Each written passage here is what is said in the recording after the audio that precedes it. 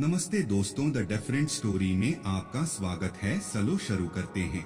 यह कहानी में बौद्ध दर्शन, करुणा, त्याग, लोभ, विरक्ति और कर्म का संदेश होगा। साथ ही इसमें पात्रों के जीवन की घटनाओं का विस्तार से चित्रण होगा। चलिए शुरू करते हैं। वह पत्थर जो सोना बन गया, एक बौद्ध कथा। भूमिका समय का चक्र और बोध की ज्योति। बुद्ध काल के समय मगध राज्य में एक छोटा सा नगर था, सुजातनगर। यह नगर व्यापार और कृषि के लिए प्रसिद्ध था, लेकिन लोगों के मन में लोभ और प्रतिस्पर्धा इतनी गहरी थी कि एक दूसरे की भलाई के बजाय सभी अपने लाभ की सोचते थे। नगर के बीचों बीच एक पुराना चौराहा था, जहां एक अनगढ़ काला सा पत्थर वर्षों से पड़ा था।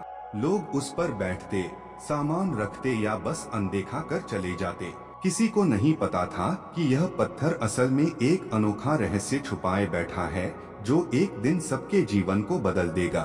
भाग एक, लोभी व्यापारी और पत्थर की अनदेखी।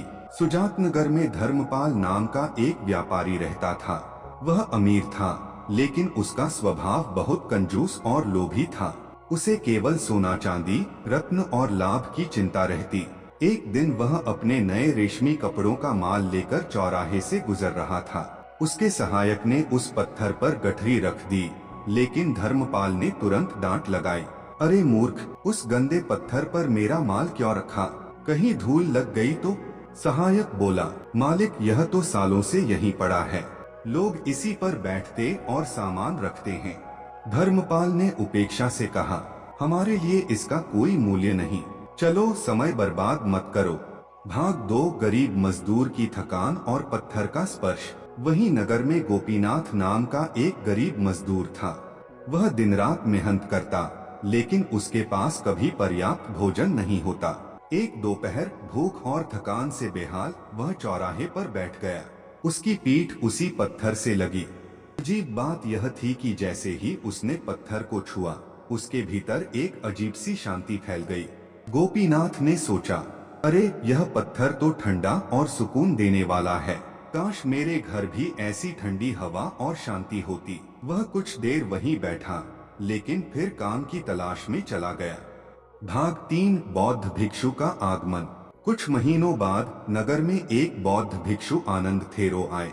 वे बुद्ध के शिष्य थे और गांव-गांव जाकर धर्म का प्रचार करते थे। जब वे चौराहे से गुजरे, उनकी नजर उस पत्थर पर पड़ी। उन्होंने मुस्कुराकर अपने शिष्य से कहा, देखो, यह पत्थर साधारण नहीं है। यह किसी समय एक महायोगी की तपस्या का साक्षी रहा है।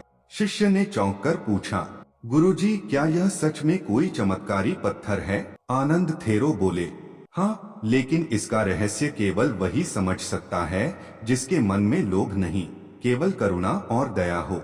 भाग चार, पत्थर का इतिहास। 500 साल पुराना रहस्य। आनंद थेरो ने शिष्यों और नगरवासियों को उस पत्थर की कहानी सुनाई।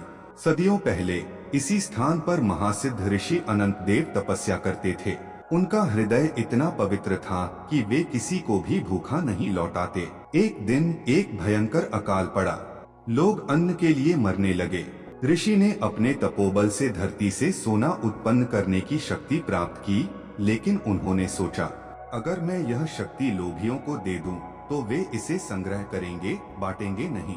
इसलिए उन्होंने अपनी शक्ति इस पत्थर में बांध दी और वरदान दिया, जो भी निष्काम भाव से दूसरों की भलाई के लिए इस पत्थर को छुएगा, यह सोना बन जाएगा। लेकिन यदि छूने वाले के मन में लोभ हुआ, तो यह फिर से पत्थर बन जाएगा। भाग पांच, पत्थर की परीक्षा, व्यापारी की असफलता। आनंद थेरो की कथा सुनकर नगर के लोभी व्यापारी धर्मपाल के कान खड़े हो गए।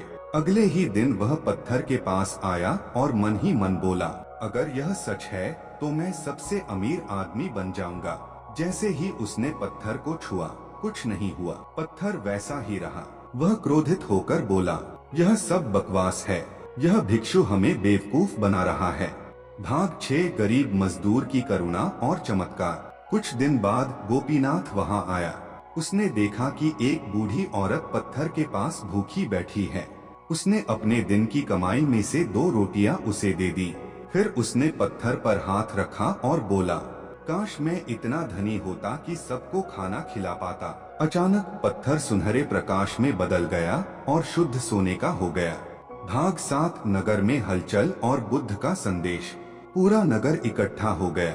आनंद थेरो ने सबको समझाया, देखो यह पत्थर करुणा की परीक्षा लेता है। लोभ से कुछ नहीं मिलेगा, लेकिन त्याग से अमृत बरसेगा। उन्होंने यह सोना नगर के भंडार में रखवाया और आदेश दिया कि इससे गरीबों के लिए भोजनालय और विद्यालय बनेंगे। भाग 8 बुद्ध से भेंट और अंतिम शिक्षा। कुछ महीनों बाद आनंद थेरो बुद्ध से मिलने गए और सारी घटना सुनाई। बुद्ध ने कहा, धन केवल वही है जो बांटा जाए। लोभ से जन्मा धन दुख लाता है, लेकिन दया से जन्मा धन सुख फैलाता है। भाग 9 पत्थर का अंत और नई शुरुआत। सोना बनने के बाद पत्थर फिर गायब हो गया। लोग कहते हैं कि वह किसी और नगर में जा पहुंचा, जहां फिर किसी करुणामय हृदय की प्रतीक्षा कर रहा है। गोपीनाथ नगर का सबसे प्रिय व्यक्ति बन गया, न धन के कारण बल्कि अपनी सेवा भावना के कारण। भाग 10 संदेश। यह कथा हमें सिखाती है, लोभ हमें पत्थर बना देता है, करुणा हमें सोना बना देती है। धन का असली मूल्य उसके वितरण में है। सच्चा चमत्कार बाहर नहीं, हमारे मन में है।